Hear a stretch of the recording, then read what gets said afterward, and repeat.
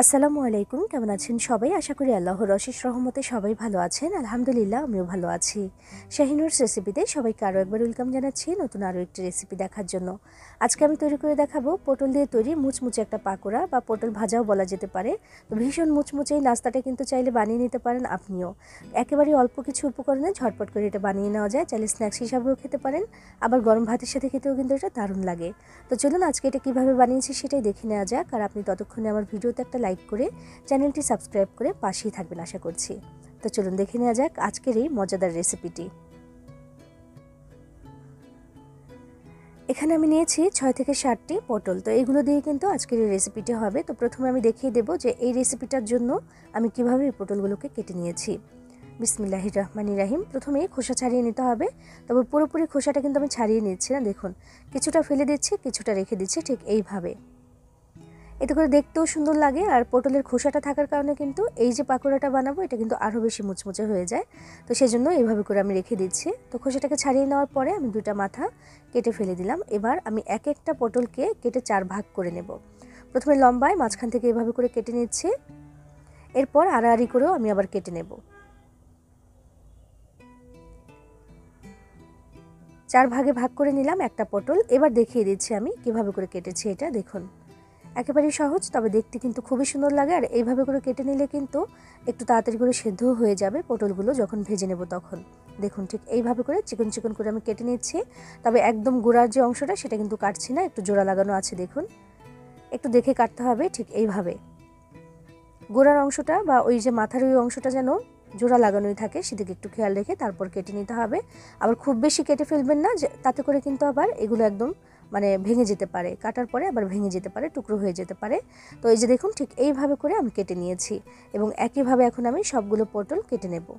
দেখতে কিন্তু খুবই সুন্দর লাগছে ডিজাইনটা, দেখুন। এতে করে তাড়াতাড়ি করে কিন্তু এটা ভাজা হয়ে যাবে, সেদ্ধ হয়ে যাবে। তো পটলগুলো সব আমি কেটে নিয়েছি, আর আগে থেকেই কিন্তু আমি ধুয়ে রেখেছিলাম পটলগুলো কাটার আগে, তাই কাটার পরে আর ধুয়ে নেওয়ার ঝামেলা নেই, আগে থেকে কেটে রেখেছি। সাথে নিয়েছি একটা ডিম। এবার চলে যাব পরের স্টেপে। এখানে একটা মিক্সিং বোল নিয়েছি। বিসমিল্লাহির রহমানির রহিম। দিয়ে দিচ্ছি 1.25 কাপ পরিমাণে বেসন। এরপর দিয়ে দিচ্ছি 2 টেবিল চামচ পরিমাণে চালের গুঁড়া আর 2 টেবিল চামচ পরিমাণে কর্নফ্লাওয়ার। এই চালের গুঁড়াটা না থাকলে কিন্তু চালের গুঁড়ার পরিবর্তে চাইলে ময়দাও দিতে পারেন, আর কর্নফ্লাওয়ারটাও দিয়েছি, এতে করে অনেক বেশি মুচমুচে হবে। কিছুটা পরিমাণে দিয়েছি আমি এখানে ধনিয়া পাতা কুচি, আধা চা চামচ পরিমাণে দিয়েছি এখানে লবণ, আধা চা চামচ পরিমাণে লাল মরিচের গুঁড়া দিয়েছি, সামান্য একটু হলুদের গুঁড়া, আধা চা চামচ দিয়েছি এখানে জিরার গুঁড়া, আধা চা চামচ দিয়েছি ধনিয়া গুঁড়া, আর দিয়ে দিচ্ছি এখানে গরম মশলার গুঁড়া, সেটাও আধা চা চামচ পরিমাণে।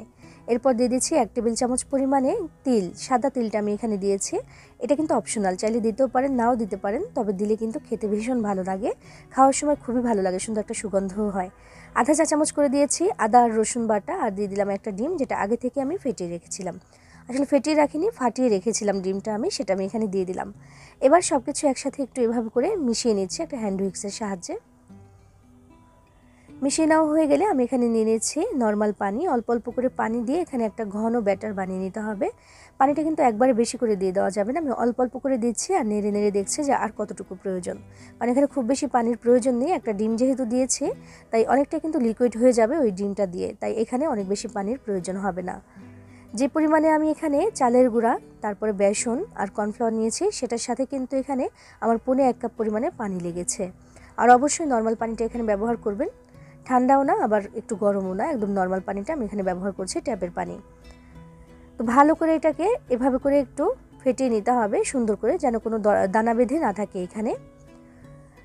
হয়ে গেছে আমাদের ব্যাটারটা তৈরি করে নেওয়া, বেশ ঘন হয়েছে। এটা কতটুকু ঘন হয়েছে দেখিয়ে দিচ্ছি। দেখুন, যে পানি কিন্তু 1.25 কাপ পরিমাণে লেগেছে এখানে। তো একটা চামচ দিয়ে আমি তুলে দেখাচ্ছি যে অনেকটা ঘনই কিন্তু হয়েছে আমাদের এই ব্যাটারটা। ঠিক এমনই হতে হবে, নইলে কিন্তু দেখা যাবে যে পটলের গায়ে লেগে থাকবে না, তাই জন্য একটু ঘন করে নিয়েছি। তো এই তো গেল ব্যাটারটা আমি বানিয়ে নিলাম। এবার এই যে পটল, এটা তো ভেতরে থাকবে, তো ভীষণ পানসে হয়ে যাবে যদি একটু লবণ ছিটিয়ে না দিই। তো সামান্য একটু লবণ নিয়ে এভাবে করে আমি একটু গায়ে গায়ে মাখিয়ে দিচ্ছি। আর এটা আগে থেকে দেওয়া যাবে না, তাহলে কিন্তু পটলগুলো একদম নরম হয়ে যাবে, এজন্য আমি আগে থেকে দেইনি, আর পানিও ছেড়ে দিতে পারে, এজন্য আগে থেকে দেইনি। এটাকে যখন আমি এখন চুবিয়ে ভেজে নেব, সেই মুহূর্তে আমি এখানে পটলের মধ্যে সামান্য একটু লবণ দিয়ে এভাবে করে একটু মাখিয়ে নিলাম, যেন কামড় দিলে ভেতরে পানসে না থেকে যায়। কারণ বাইরের যে ব্যাটারটা ওইটা কিন্তু একদম মশলাদার হবে আর সুন্দর হয়েছে, তবে ভেতরটা কিন্তু পানসে হয়ে থাকবে লবণ না দিলে। এজন্য দিয়ে আমি মাখিয়ে নিলাম। এবার এক টুকরো পটল নিয়ে আমি এভাবে করে চুবিয়ে দেখিয়ে দিলাম। আসলে ঠিক এইভাবে করে চুবিয়ে চুবিয়ে তুলে আমি ভেজে নেব। চুলায় আগে থেকে তেল গরম হতে দিয়েছি। আর একটু খেয়াল করে এইভাবে করে দিবেন যে কেটে নিয়েছে আমি, ফাঁকাগুলো হয়েছে মাঝখানে, ওইখানেও যেন ব্যাটারটা ঢুকে যায়।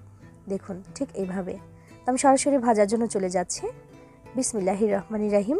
তেলটা কিন্তু গরম হয়ে গেছে, সেখানে আমি এক এক করে এই পটলগুলো দিয়ে দিচ্ছি। যে কয়টা দেওয়া যায় একবারে দিয়ে দিচ্ছি আমি।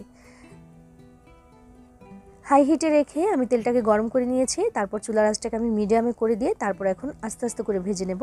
কারণ যে পটলটা আমি দিয়েছি ওটা কিন্তু একেবারেই কাঁচা। দেখা যাবে যে যদি চুলার আঁচটা বাড়িয়ে রাখি আর কি, তো দেখা যাবে যে উপর থেকে ঠিকই কালারটা চলে এসেছে, মুচমুচে হয়ে গেছে, তবে ভেতরে কিন্তু পটলটা একেবারে কাঁচা কাঁচা থেকে যাবে। এই জন্য চুলার আঁচটা একটু কমিয়ে রেখে তারপর আমি ভেজে নেব, যেন উপরটা মুচমুচে হতে হতে ভেতরে পটলটা একদম ভালো করে সেদ্ধ হয়ে যায়। যেহেতু আমি ডিম দিয়েছিলাম সাথে ব্যাটারটার মধ্যে, তো সেজন্য এটা কিন্তু একটু ফুলেছে। দেখুন পাকোড়াগুলো কিন্তু একটু ফুলেছে, বড় লাগছে দেখতে। বেশ কয়েকবার করে উল্টে পাল্টে সুন্দর করে একটু ভেজে নিচ্ছি। আর এভাবে করে একটু চাপ দিয়ে দিচ্ছি একটা কাঁটা চামচ দিয়ে, যেন ভেতর থেকে পানিটা বের হয়ে যায়। দেখুন পটলটা সেদ্ধ হচ্ছে, একটু পানি পানি হয়ে যাচ্ছে, সেটা কিন্তু বের হয়ে যাচ্ছে। আর চেপে চেপে দিলে একদম ভালো করে কিন্তু সেদ্ধ হয়ে যাবে, কাঁচা থাকার কোনো সম্ভাবনা থাকবে না। বেশ কয়েকবার করে কিন্তু আমি উল্টে পাল্টে দিয়েছি। মাশাআল্লাহ খুব সুন্দর একটা কালারও চলে এসেছে, আর সাথে সাথে এটা মুচমুচেও হয়ে গেছে। আর আশা করছি যে ভেতরের পটলটাও ঠিকঠাক মতো সেদ্ধ হয়ে গেছে। এবার আমি এগুলোকে তুলে নিচ্ছি। আর এই যে নাড়াচাড়া করতে করতে উল্টে পাল্টে দিতে দিতে আমি বুঝতে পারলাম যে এটা অনেকটা মুচমুচে হয়ে গেছে।